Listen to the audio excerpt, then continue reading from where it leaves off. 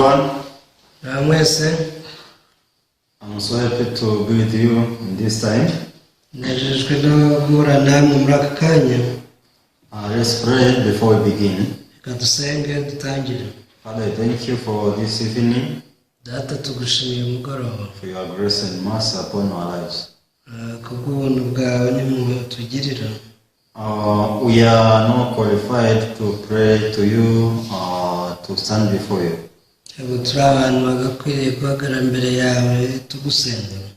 But Lord, because of your Son Jesus, we can come to you boldly.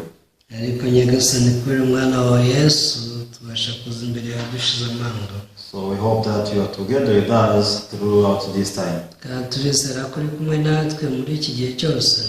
you bless our heart through the word of God. So in the name of Jesus we pray everything. Amen. Amen. We can read the book of John chapter 12 from verse 44.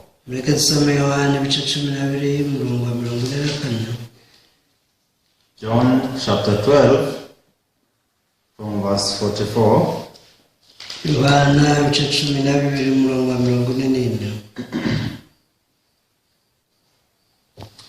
Then Jesus cried out and said, "He who believes in me, believes not in me, but in him who sent me."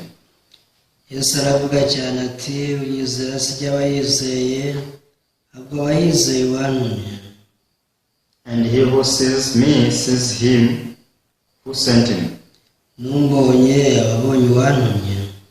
I have come as a light into the world, that whoever believes in me should not abide in darkness.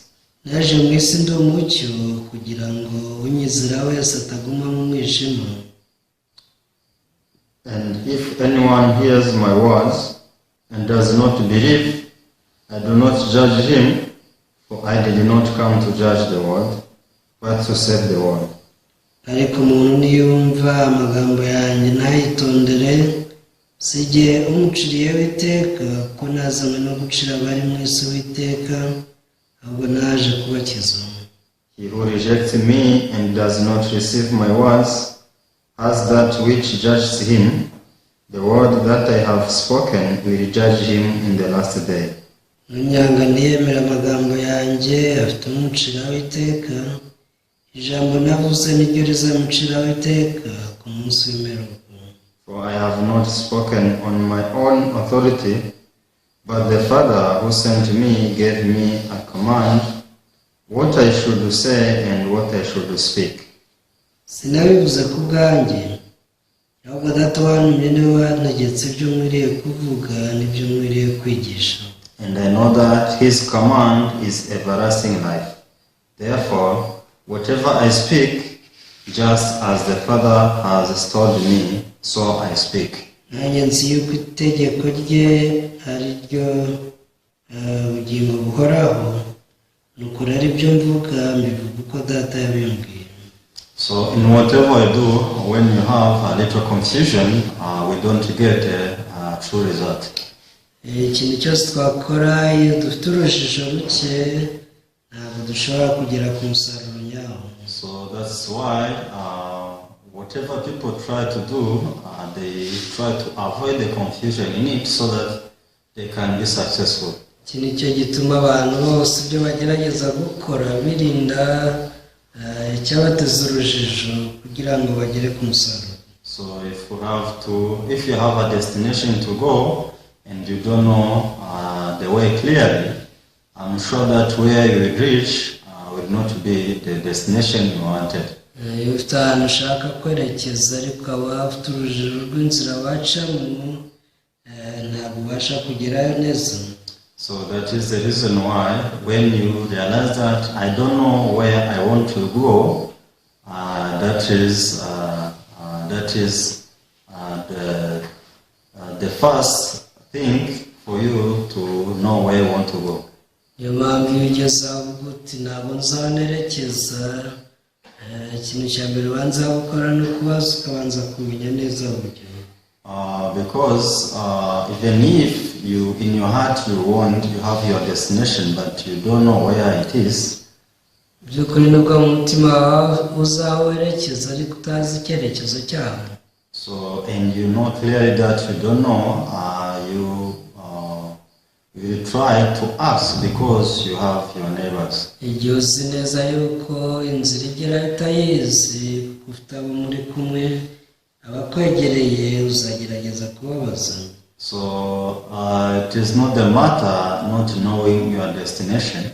Rero ntabwo biba bikiri ikibazo cy'uko utazi inzira ikwerekeza iyo ujya. As long as you are surrounded by people. Igihe cyose ukikijwe n'abantu. So some people, they go in a certain board to ask some service. Abantu bajya mu bigo bimwe kugira ngo basabe iyo serivisi. So they go in the hospital. Bashobora kujya no mu bitaro. Some they go to the government institutions. N'abajya mu bigo bya leta. Some people, they visit different countries. Abajya mu bihugu bitandukanye. So when you trust yourself, you repeat the same mistake. Iyo rero uri umuntu wizera, amakosa yakubayeho ubushize arongera akakubaho. So first of all, when you don't know nothing about the board you have visited, it will be easy for you to ask information from the people around. Ubundi rero iyo utazi neza amakuru yuzuye y'ahantu ugiye, biba byiza iyo ubanje kubaza. So one day I visited one hospital. Umunsi umwe hari ibitaro bimwe nagiyemo. Actually, I didn't know anything about that hospital. Nta kintu nari nzi ku bigendanye n'amakuru yaho. So I knew no doctor in the hospital. Nta muganga n'umwe twari tuziranye mu bitaro. No nurse. Yewe n'umufasha w'umuganga. I just knew the location of the hospital. Icyo nari nzi n'aho ibyo bitaro biherereye. And I was a person to take myself there. Kandi ni njyewe wari wijyanyeyo. So, but even though I knew the hospital, it is not that I knew how it operates. Rero nubwo nari nzi ibitaro byubatse ariko sinari nzi imikorere yabyo. So arriving there, something I did was to try to find all information I was in need. Ubwo nagiraga icya mbere nakoze no kubaza amakuru y'ibyo nari nkeneye. So where should I start if I need this service? Nabajije abantu se nahera he mu gihe nkeneye iyi serivisi. And they told me everyone who visits the hospital for the first time, he first passed there. Barambwira bati umuntu wese uje mu bitaro bwa mbere dore aho abanza guca. So after arriving at that desk, also after being served, I asked where I have to go for the next. Nyuma yo kujya kuri ayo meza banyoherejeho ya mbere, nabo narababashije aho nkurikiza. So until I met the doctor I was supposed to meet. Kugeza igihe nahure na muganga nari nkeneye. It is not that I knew everything. But since I asked information from the people around, it became easy for me. So arriving at the doctor, I found more than one people who went to the doctor without passing on the first desk.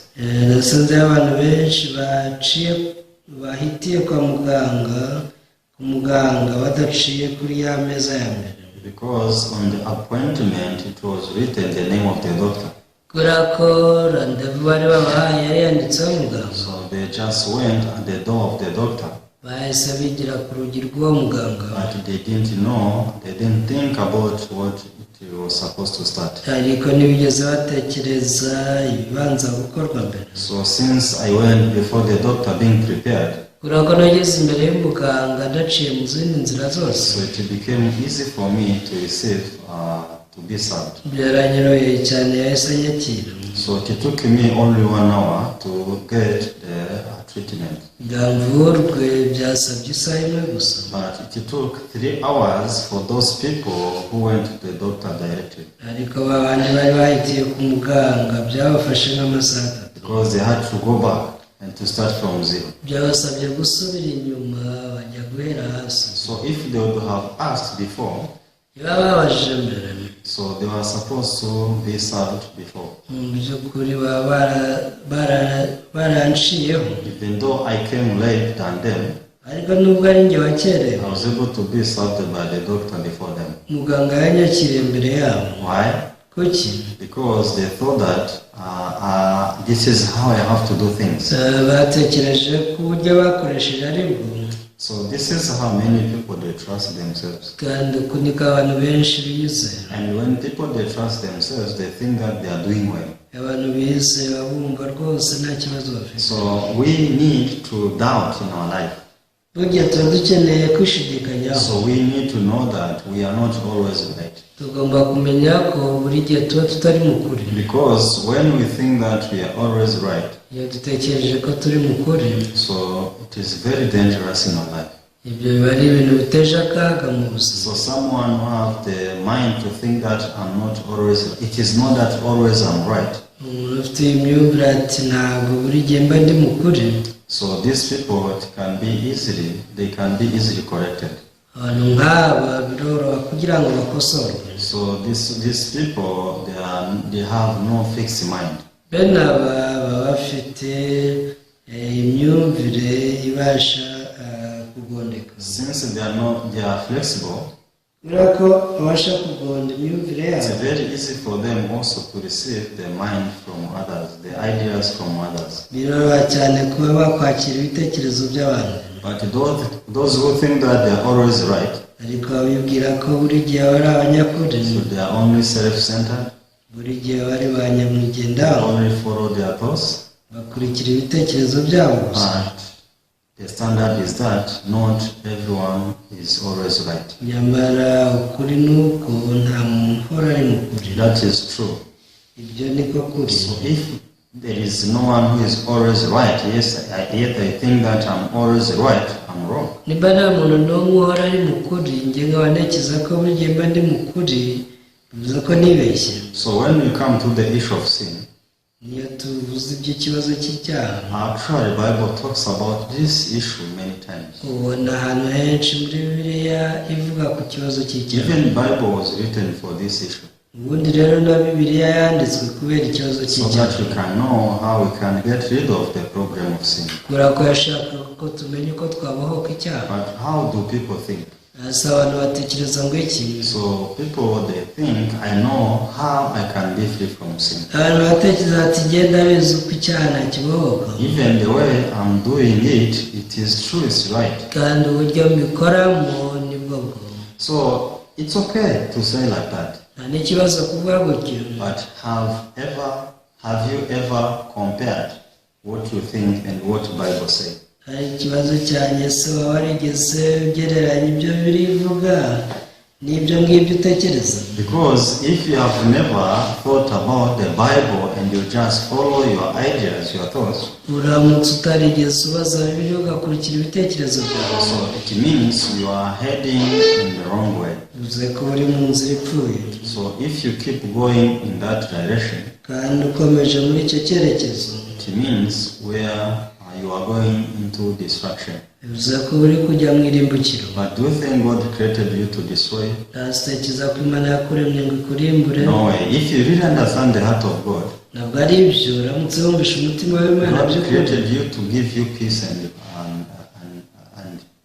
life. Imana yakuremye kugira ngo uguhe amahoro, uguhe ubugingo. Because when we see how God created a human being, iyo witegereje ko Imana yaremye umuntu, so and after that human being was deceived by Satan, n'uburyo umwana w'umuntu yashutswe na Satani, and when we see what God did after man was deceived, iyo turebye icyo Imana yakoze umuntu amaze gushukwa, we could see that God created human being at certain purpose. tubona ko Imana yaremye umuntu ufite intego runaka. When we read the book of Genesis, mu gitabo cy'itangiriro chapter 2, ibice bibiri, so that is when man was created.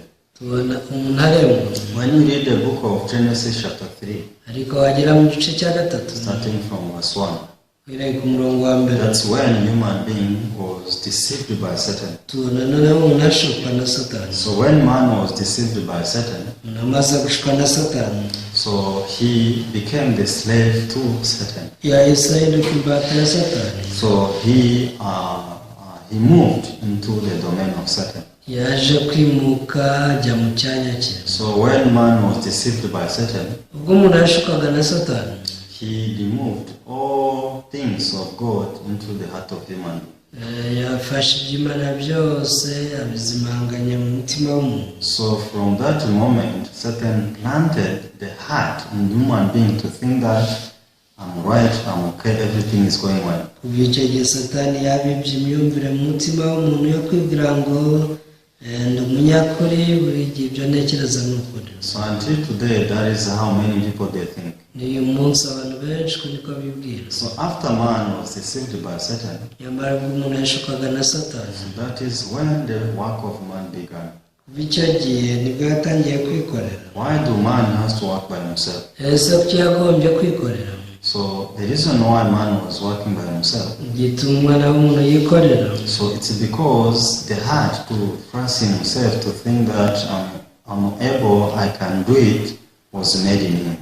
nuko umutima wo kwibwira ko ashoboye ari cyo yakugezaho winjiye muri we. So the heart to depend on God was already gone. umutima wo kwishingikiriza ku Mana wamaze kumuvamo. So now man is only depending on himself. ubu ngubu umuntu aba yiringiye. But what did God do?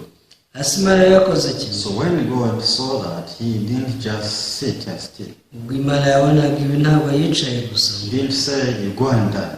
bwavuze ati genda upfe. I created you to be with you, but now you are deceived by Satan. ndarakuremye ngo mbane nawe, ariko dore ushutswe na satani. So God didn't say like that. ntabwo ari uko Imana yavuze. God made a new way where man can come back to God. ahubwo Imana yashyizeho inzira nshya aho umuntu ashobora So kwigarukira. when you read the Bible, you could see that this way is only Jesus. iyo dusomye bibiliya tubona ko iyo nzira nta yindi ni Yesu wenyine. Because Jesus himself said that I'm the way, I'm the Yesu life, yivugiye ko ari we nzira n'ukuri n'ubugingo. I'm the truth. avuga ati ni njye kuri. Even no one can come back to my Father without me. yongera ati nawe ushobora kujya kwa data ndamujyanye. So we can see that, yes, we have gone far from God, nibyo twagiye kure y'Imana, but we can come back to God. That is possible. ariko birashoboka ko twagaruka hafi yayo. Through which way? ese niyo nzira twacamo? This will be done through the way which was made by God. ibi bizakorwa duciye mu nzira yashyizweho What n'Imana. is the way? ese iyo nzira ni iyihe? Biblically, the way is Jesus. inzira ni Yesu ugendeye kuri How Bibiliya. can Jesus become the way for us to come back to God? none Yesu azaguhindukira inzira yo kugaruka ku Mana gute? So this is how it is in the Bible. ibi nibyo byanditswe muri So Bibiliya. Jesus died on the cross Yesu yapfiriye ku musaraba, and he shed his blood. yamenye amaraso ye, He was buried. yarabambwe, After 3 days, he arahabwa, resurrected. ariko nyuma y'iminsi itatu arazuka. So in this way, through these works of Jesus, we can come back to God. muri iyi mirimo ya Yesu niho honyine tubasha guca dusubira ku Mana. If we only trust these works of Jesus on the cross, turamutse twizeye imirimo ya Yesu yonyine yadukoreye ku musaraba, actually this is the way to come back to God. ni ukuri iyi niyo nzira twagarukiramo Imana.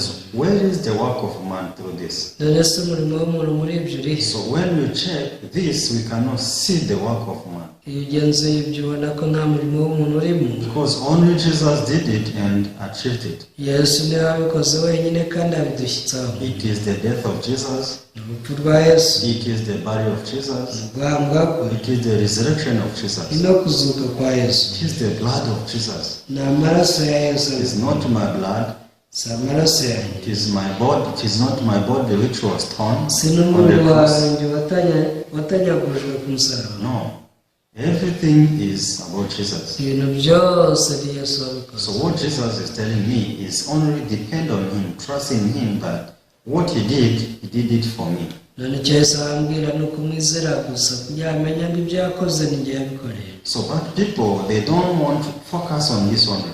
ariko abantu benshi ibyo si byo bitaho, They only focus on themselves. buri gihe baba biyitayeho gusa. So they just check what they have done today. bahora bireba ibyo bakoze uyu munsi, They check how they live their day life. bakareba uko babaye ubuzima bwabo bw'uyu They munsi, check if they have mistake or not. bakagenzura amakosa bakoze cyangwa batakoze. So are they focusing on themselves or are they focusing on Jesus? Ese ubwo koko niba bireba bibona cyangwa ni Yesu wabareba? So that is evil to God. Icyo ni kibi ku Mana. Because when people they are focusing on themselves, Abantu bibona, it means they distrust Jesus, they distrust God. bivuze ko Imana yo bayiteye umugongo. So if we are really qualified, there was no need of Jesus to die for us. Burya rero iyo ufite ibisabwa ntabwo Yesu yari akwiriye kuba mu If we would be the people who can shed the blood and be forgiven, yaba wari umuntu wakwimeneye amaraso ukababarirwa, why do Jesus need to die? ese Yesu yari akwiriye gupfira iki? If you are able to be crucified and will be forgiven our sins, nimba twabambwa natwe ubwacu tukababarirwa ibyaha byacu, why do people need to be?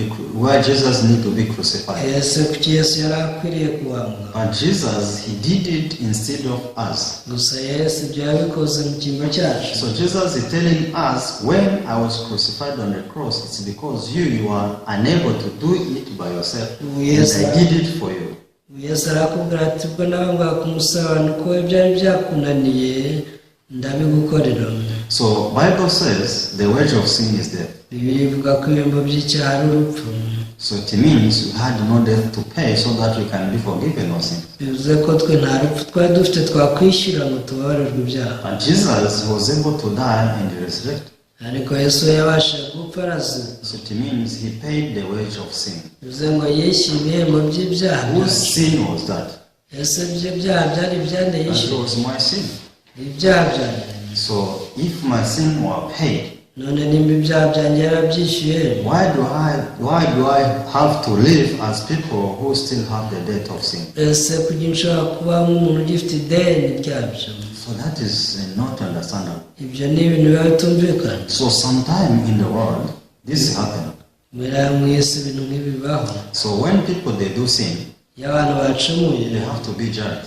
bacirwa urubanza, According to the law, they are punished. hanyuma bagabwa ibihano bigendanye n'amategeko. So how do you think when someone do his punishment? Ese iyo umuntu amaze gukora igihano cye bigenda gute? Let's say that they punished you to be in prison for 5 years. Reka twibaze ko wakatiwe gufunga imyaka 5. So before being given the punishment, you are not a sinner. Mbere yo guhanwa ntabwo wari umunyacyaha, Because they are suspecting you. ahubwo wari umuntu ukekwaho icyaha. As they are suspecting you, you are not yet a sinner. Burya iyo ukekwaho icyaha utaraba umunyacyaha ugendeye ku But mategeko. when you became a sinner according to the law, Ariko iyo amategeko akugize umunyacyaha, that is when the punishment follows. ni nacyo igihano gihabwa. So when you do your punishment and finish it, Hanyuma iyo ukoze icyo gihano nacyo ukakirangiza, who are you? ese ubwo burinde? Do you have anything to do with the law? Ese koko hari icyo ugihuriyeho n'amategeko? No, there is nothing to do with the law. Nta kintu ugihuriyeho n'amategeko. You are free. Amategeko arakubohora. You are free to go wherever. Uba rwose wisanzuye ugomba kujya aho ushaka. Because you are not called a sinner.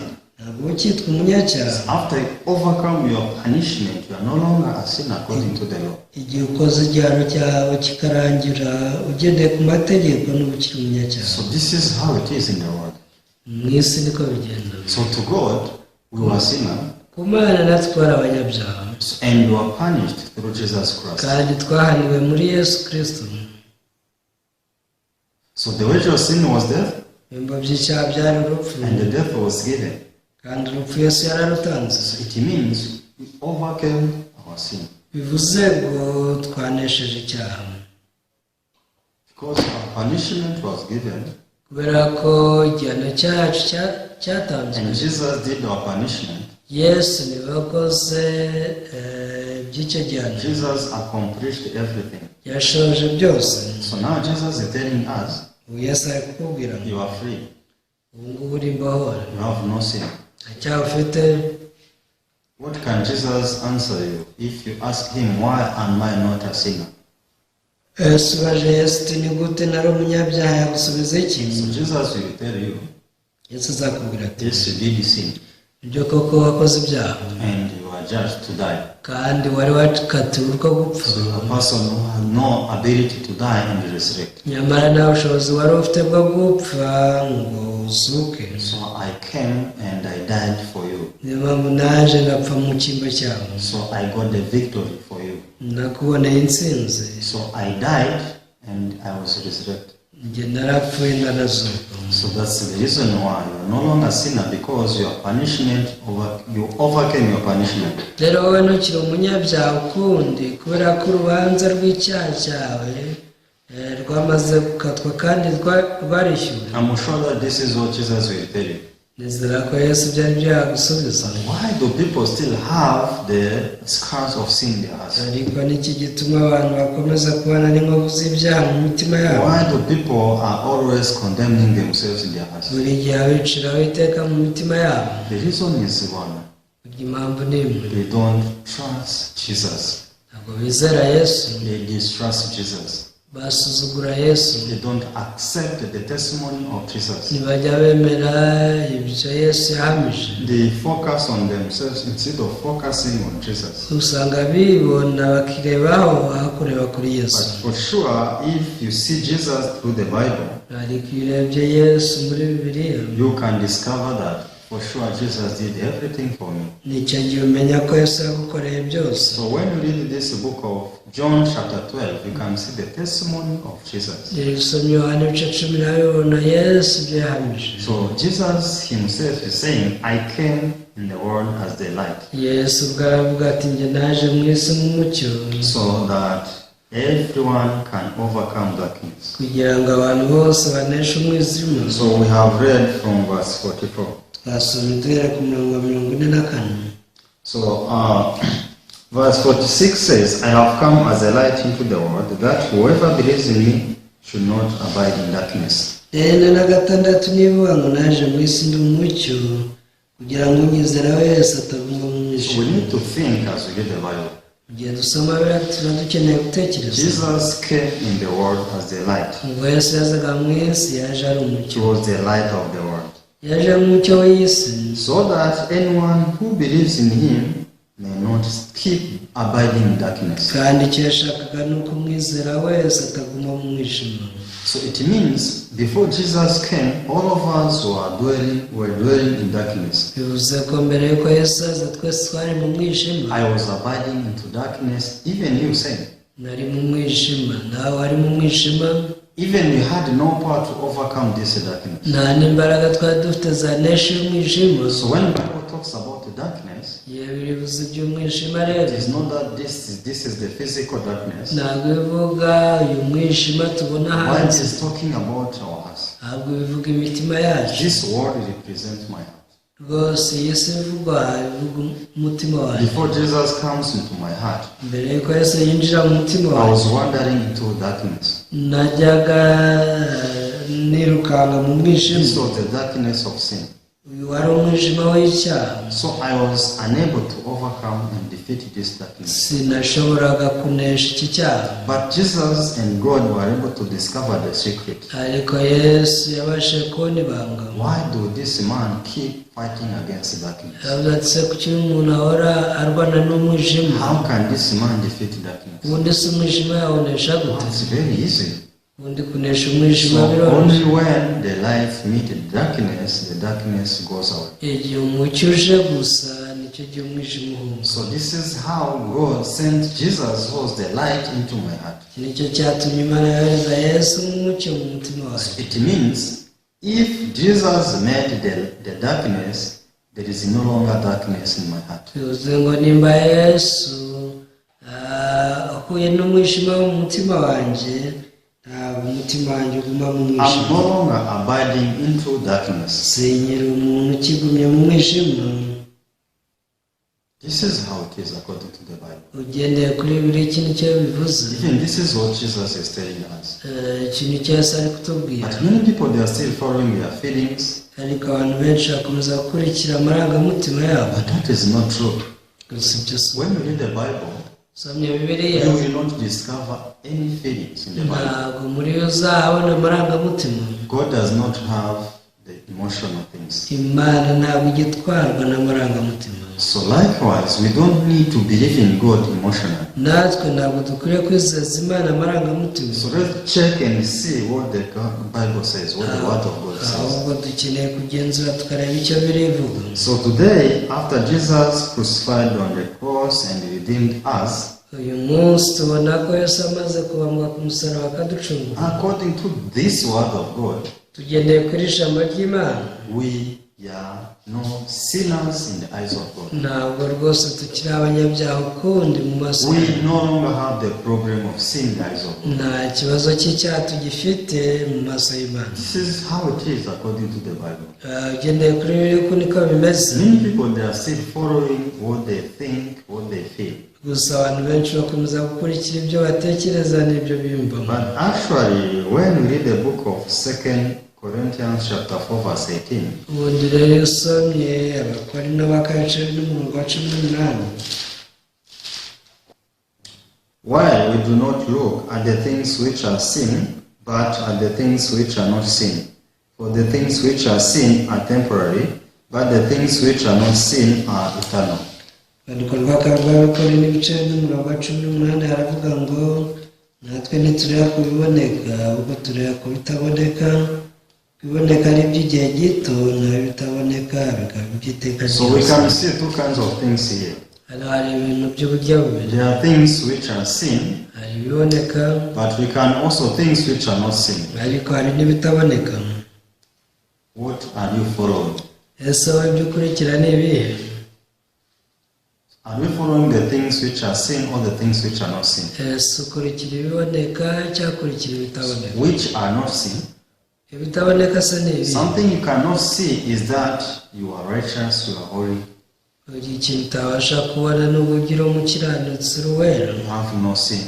uburyo nta cyaha ufite. You cannot see this with your eyes. Ibyo ntuzapfa ubibonesheje amaso With yawe. these physical eyes, you cannot see this. hamwe n'aya maso y'umubiri ibyo ntabyo wabona. Always, whenever you see yourself with your eyes, you will find that you are a sinner. igihe cyose ukoresha amaso yawe wireba ubona ko uri umunyabyaha. But God wants you to receive the new eyes from the Word of God. ariko Imana ishaka wakira amaso mashya aturutse mu ijambo ryayo. God does not want you to see and to believe how you see yourself, but God wants you to see yourself with the eyes of God. Imana ntishaka ko wireba ngo wizere ibyo ureba, ahubwo ishaka ko wirebesha mu maso yayo. So once you see yourself with the Word of God, uramutse ukoresheje ijambo ry'Imana ukireba, that is when you testify boldly that I have no sin, I'm righteous, I'm holy as God is. icyo nicyo gihe uzatanga ubuhamya bw'uti ni umukiranutsi ndera ushize amanga. Actually, that is what the Bible calls faith. icyo nicyo birahita kwizera. Faith to believe in Jesus. kwizera wizera Yesu. So which things are seen? none ibiboneka ni ibiki? The things which are seen is that you are a sinner, ibiboneka ni uko uri umunyabyaha wanduye, you are not righteous, ntabwo uri umukiranutsi, you always commit sin, kuko buri gihe ukora ibyaha, you are worthy to perish. uri uwo kurimbuka, you need to cry every day because of your sin. uri uwo kurira buri munsi kubera ibyaha byawe. This is what you see. ibi nibyo ubona. These are the things which are seen, ibi ni ibiboneka, but these are temporary. ariko biraba ngo ibyo ni iby'igihe gito. These are temporary. Our body tomorrow, even the next tomorrow can die. ejo bundi turi abantu bashobora gupfa, Because the things which are seen are temporary. kubera ko ibiboneka byose ari iby'igihe gito. How about your soul? ariko se roho yawe, You need to think about your soul more than thinking about your flesh. ukeneye gutekereza kuri roho yawe kuruta uko utekereza ku mubiri wawe. So don't be deceived by the things which are temporary. uramenya ntugashwe n'ibintu bifatika by'igihe gito. So God saved you. Imana yaragukijije. This is what you need to believe. iki ni ukeneye kwizera. God made you righteous. yakugize Made umukiranutsi, you holy as He is. yakugize uwera nk'uko yera. Through the works of Jesus on the cross, God achieved this. kubera imirimo Yesu yakoreye ku musaraba byatumye Imana igera kuri ibi. This is what we need to believe. iki nicyo dukeneye So kwizera. Bible is saying you are holy, you are righteous. iri kutubwira ko uri umukiranutsi uri uwera. So Bible is saying you have no sin. iri kutubwira ko nta cyaha ufite. Bible says God will not remember your sin anymore. biri kuvuga ko Imana itazibuka ibyaha byawe ukundi. This is believable. Ibi ni ibyo kwizerwa. You cannot see this, ntabyo wabonesha but amaso, it is from the mouth of God. ariko byavuye mu kanwa k'Imana. This is the voice and the promise of God. Iri ni ijwi, ni isezerano ry'Imana. So the thoughts we believe are baseless because it is not recorded in the Bible. Ibitekerezo twizera nta shingiro bigira kubera ko bitigeze byandikwa muri That Bibiliya. is the reason why Jesus said in this John chapter 12, Niyo mpamvu muri Yohana 12 Yesu yivugira ati, verse 48 says, "He who rejects me and does not receive my words has that which judges him. The word that I have spoken will judge him in the last day." umurongo wawo wa 48 Yesu yaravuze ati, unyanga niyemera amagambo yanjye afite umucira w'iteka, ijambo navuze iryo rizamucira w'iteka ku munsi w'imperuka. Yes, because Jesus did not come to judge the world. Yesu aza ntabwo yaraje gucira abari mu isi w'iteka, Instead, he came to save the world. yaraje aje kubakiza. So he saves the world through his word. Rero ijambo rye niryo rikiza abari mu isi. So if we reject his word and do not receive it in our heart, wa muntu uramutse wanze ijambo ry'Imana nturyakire mu mutima wawe, on the last day you will be rejected because you also rejected the word of God. ni ukuri ku munsi w'imperuka nawe uzangwa kubera ko wanze ijambo ry'Imana. So God will tell you that you refuse salvation. Icyo Imana izakubwira ni uko wanze agakiza I yaguhaye. have sent you salvation through my word. Izakubwira iti nakohereje agakiza kanjye binyuze mu ijambo But you navuze, rejected this word of God. ariko dore wararyanze. But through this word there is salvation. Nyamara iri niryo ryari kuzanira agakiza. Since you reject it, kubera ko waryanze rero you have no place here. nta mwanya ufite hano. Even Jesus said on verse 49, 49 Yesu yaravuze ati, "For I have not spoken on my authority, but the Father who sent me gave me a command, what I should say and what I should speak." sinabivuze ku bwanjye, ahubwo data wantumye niwe wantegetse ibyo nkwiriye kuvuga n'ibyo nkwiriye kwigisha. Jesus didn't say anything from him. Nta kintu Yesu yavuze cye.